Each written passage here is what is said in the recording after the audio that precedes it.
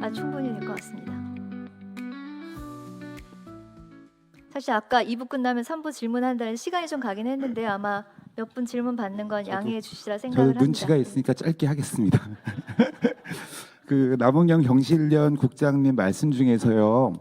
기본적인 성분명 처방에는 찬성하지만 의약품의 품질에 대한 신뢰에 대한 확신이 서지 않는 염려가 좀 있다고 말씀을 하셨는데 사실 현장에서는 제네릭 약을 오리지널로 바꾸는 것 자체도 사실은 힘든 일이고요. 그래서 오히려 의사분이 제네릭을 선택을 해주는 걸 많은 약국에서는 오리지널 약품으로 대체를 해주는 경우가 더 많다는 말씀을 좀 드리고 싶고요. 그다음에 이제 이 어떻게 보면 사실 그 본질적인 문제가 선택의 권한이요. 소비자가 아니라 의사한테 너무 많은 부분이 가 있다라는 생각이 좀 들기도 하는 부분인 게 그 국민들한테 어쨌든 이 국민들한테 성분명 처방을 통해서 가장 많은 이익이 국민들한테 돌아가야 된다라는 점에 대해서 공감을 하는데 그 일환의 하나로 이제 제네릭에 대한 약가 인하를 말씀을 해주셨는데 만약 그렇게 될 경우에는 각 약국마다 조제하는 약값이 달라질 수도 있을 것 같다라는 생각 또는 걱정이 들거든요. 그래서 그 부분이 어떻게 이 성분명 처방 안착에 도움이 될 수 있는지 조금만 자세한 설명을 좀 드렸으면 좋겠습니다. 네, 뭐 깊이 있게 고민이 된 건 아닌데 저희도 이제 대체 조제를 만약에 허용하게 됐을 경우에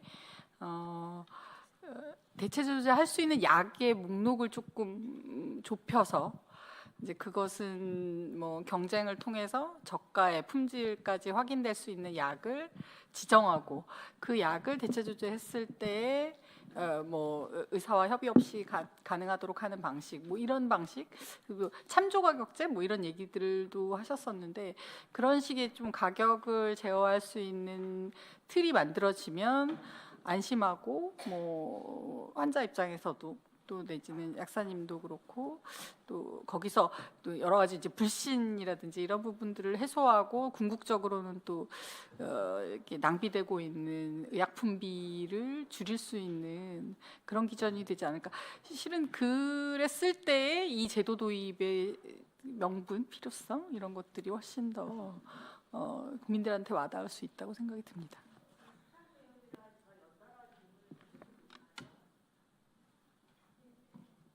어디 마이크 좀 갖다 주시면 감사하겠습니다.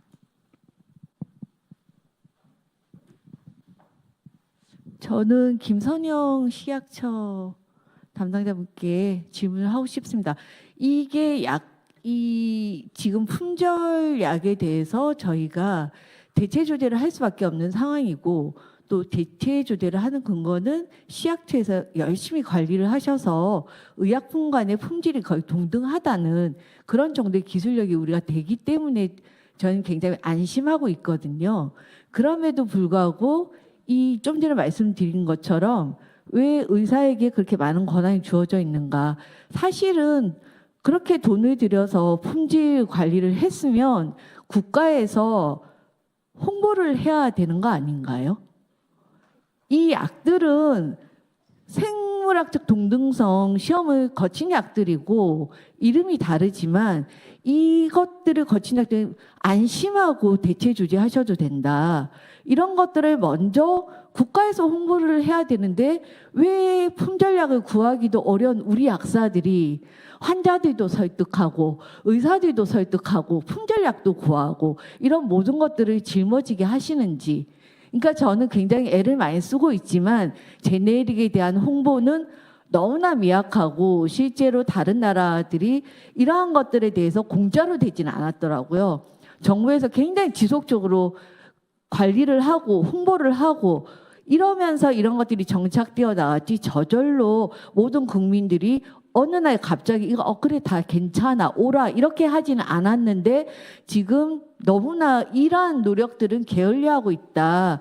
그래서 이 성분명 처방이 품절약을 해소하는 모든 것은 되지는 않지만 현장에서 굉장히 빠르게 효과를 나타낼 수 있기 때문에 환자들한테 약이 직접적으로 가는 시간을 굉장히 그 초기 단계에서는 빠르게 줄일 수 있기 때문에 적극적으로 해야 됨에도 불구하고 왜 가장 본질적인 일을 하지 외면한 채 다른 복잡한 일만 하고 계시는지 이런 것들을 좀 묻고 싶습니다. 아이고, 네, 제가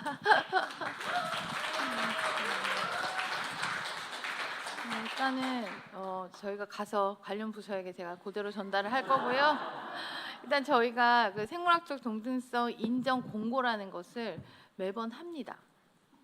식약처 홈페이지에 올라가서 그 리스트를 보고 그거보다 좀 더 적극적으로 그럼 예산을 따서 홍보를 하라는 말씀이신 것 같은데 일단은 그 부서들도 그런 뭐 이유가 이유가 있는지 그건 잘 모르겠지만 일단은 제가 오늘 이 뜨거운 열기를 가서 전달하도록 하겠습니다.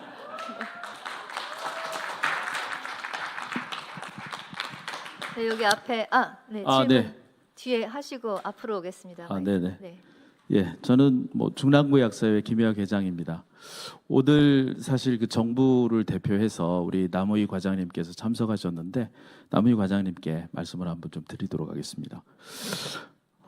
사실 그 의약품의 안정적인 공급 그리고 이게 3년 동안이나 이런 부분들의 품절 사태가 이어졌는데 사실 보건복지부 약무정책의 핵심 중의 핵심은 바로 의약품의 안정적인 공급이라고 생각이 됩니다. 바로 그 부분들이 지금 흔들리고 있는 부분이어서 여기 많은 우리 약사님들 그리고 또 우리 그 소비자분들이 다 오셔가지고 말씀을 주시지 않나 이런 생각이 들고요. 그래서 제일 중요한 건 정부가 나서줘야 된다라고 하는 그런 부분입니다. 첫 번째, 사실 의약품의 이 품절의 원인은 굉장히 다양하죠. 그래서 저는 한 3가지 정도의 큰 블록으로 좀 나눈다면 첫 번째는 원료 공급, 그다음에 생산의 문제. 두 번째는 과연 우리 그 품절에 대한 정보가 제대로 공개되고 있는가의 문제. 그리고 세 번째는 가장 핵심적인 부분 바로 이 성분명 처방과 같은 우리 제도 개혁의 문제다 이렇게 생각이 듭니다. 이 3가지 문제 중에 어느 한 가지 문제도 정부가 나서주지 않으면 이 부분들을 해결해 나갈 수가 없습니다. 그동안 여러 가지 역할들을 해 주셨다라고 말씀을 주셨지만 그 부분 우리 약사들 또 그다음에 우리 국민들이 봤을 때 너무나 미약했다라고 하는 부분들은 다시 한번 말씀을 드리고 싶습니다. 결국 이렇게 원인도 다양하고 이 해법도 다양한 부분이지만 저는 귀결이 되는 부분이 결과적으로는 법과 제도 개혁의 문제다 이렇게 생각이 듭니다. 원료 생산의 문제 열심히 해서 오히려 규제도 풀어주고 다 했습니다. 나중에 가서 또 공급 과잉이 되면 어떻게 하겠습니까? 그 부분들을 컨트롤하는 부분도 결과적으로는 법과 제도의 문제입니다. 결국 정보, 공개의 문제도 마찬가지입니다. 생산에서부터 소비까지 우리가 모든 부분들의 가시성을 확보하기 위해서 더 좋은 부분들을 할 수 있기 위해서는 바로 성분명 처방과 같은 핵심적인 제도 개혁이 필요한 겁니다. 거기에 따라서 핵심적인 정말로 부분들이 이 성분명 처방이라고 하는 제도 개혁의 문제이기 때문에 사실 민관협의체라고 하는 부분들 저희가 충분히 이해하고 열심히 활동하셨다는 부분들 이해하겠습니다. 그렇지만 지금 공급관리위원회라든지 이런 부분들도 아직 이 제도화되지를 못해가지고 하지 못하고 있는 걸로 알고 있습니다. 이제 환자 그리고 약국, 약사의 문제가 아니라 의약품 품절 사태는 정부의 문제다. 그래서 우리 보건복지부 장관님이 직접 이 문제에 대해서 이 문제의 해법, 앞으로의 플랜 이런 부분들을 제시할 수 있어야 된다 이런 생각을 갖습니다. 우리 남우희 과장님께서 오늘 정부의 대표로 오셨기 때문에 이 자리에서 여기에 계시는 많은 우리 약사님들과 그다음에 국민들을 대표해서 우리 보건복지부 장관님께 꼭 건의를 해주셨으면 좋겠습니다.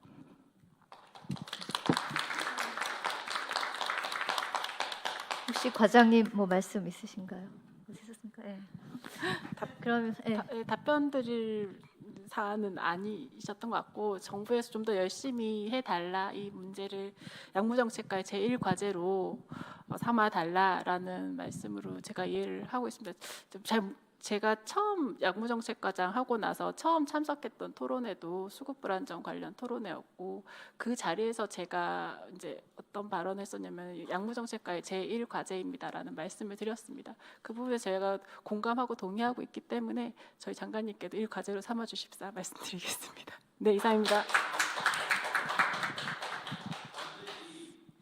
네, 시간 관계상 마지막 질의를 하고 소속과 성함을 밝혀주시고 저로 말씀드릴 것 같으면 서울시 약사회장 행동하고 실천하는 서울시 약사회장 권영입니다. 오늘 이제 두 분의 이제 발제자님들께서 정말 이제 그 어려운 주제를 정말 이제 심도 있게 잘 풀어주셨고 정말 감사드리고 이 정부가 해야 될 일을 저희가 이제 지금 대신 오늘 이제 한 것 같은 그런 생각을 했습니다. 우리가 이 성분명 처방이 됐을 때 처방권은 이제 의사한테 있기 때문에 이게 처방을 했을 때 어떻게 성분명으로 전환되느냐까지 저희가 이제 시연을 해서 우리 그 남우희 과장님께서는 이제 정책을 하시니까 성분명 처방 저렇게 하면 되겠구나라고 이제 인식하실 수 있도록 저희가 준비했다는 말씀드리고요. 이 오늘 이제 토론자로 나와주신 분들도 너무 그 성심성의껏 그렇게 깊이 있게 말씀해 주셔서 너무 감사드리고 우리 이정현 교수님께서 정말 이 토론회를 정말 쫄깃쫄깃하게 잘 진행해 주셔서 너무 감사드립니다. 이 뭐 대체 조제가 지금 이제 그 정부에서는 대체 조제가 합법화돼 있으니까 대체 조제를 활성화하라는 식으로 얘기하시거든요. 지금 이제 가셨지만 근데 지금 얼굴과 이름이 다르기 때문에 환자들이 다른 약으로 인식을 하는 부분 그게 가장 어려운 부분이에요. 우리 약사님들은. 그래서 이게 대체 조제 활성화로 해결될 수 있는 일이 아니기 때문에 저희가 2022년 12월부터 이제 그 코로나로 인한 품절 사태가 쭉 이제 심각하고 장기화되기 때문에 지금 이제 품절약부터라도 성분명 처방하자는 걸 가지고 이제 오송하고 세종시에 가서 집회를 했었습니다. 거의 한 달 가까이. 그때 외쳤던 것들이 여기까지 온 거고 저희가 그 해결 방안을 좀 제시하고자 이런 이제 연구 용역도 했고 오늘 이런 토론회를 하게 됐는데요. 뭐 이제 아까 우리 남은경 우리 국장님도 이 건보 재정에서 이제 높은 뭐 이제 제네리카를 이제 책정한 그런 부분 또 처방에 대한 대가 리베이트가 만연한 그 부분 그런 것들이 좀 고쳐져야 되지 않냐라고 이제 말씀하시는데 사실 뭐 닭이 먼저냐 이제 알이 먼저냐라는 문제에 있어서 이 정부가 나서서 이 품절 사태를 해소하는 그 부분부터라도 우선 한 발 떼는 의미에서 성분명 처방 제도가 만들어지면 이제 시범 사업을 했으면 좋겠다라는 모든 말씀들을 다 포함하게 되는 것 같아요. 그래서 이번 우리 토론회 또 이 연구 용역 결과를 시작으로 해서 우선 수급 불안정 의약품부터 해보자라는 이제 취지거든요. 그래서 시범 사업이라고 생각하셔도 좋고 그래서 그런 시작이 됐으면 좋겠다는 말씀을 드리고 지금 이제 여러분들 그 토론자 분들께서도